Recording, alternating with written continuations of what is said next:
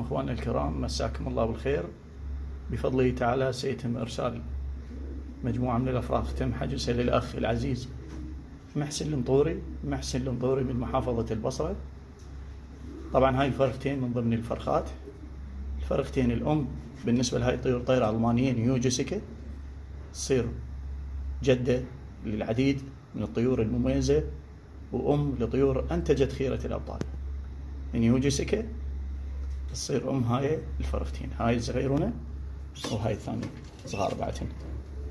أبو هاي الفرختين إخواني 933 هو طير البطل البلجيكي ديفيد ليليان، صاحب لوفت ديميلي ليليان، اللي أحرز المركز الأول ناشونال على الاتحاد البلجيكي، والثاني على الاتحاد البلجيكي مسافات المتوسطة الطويلة.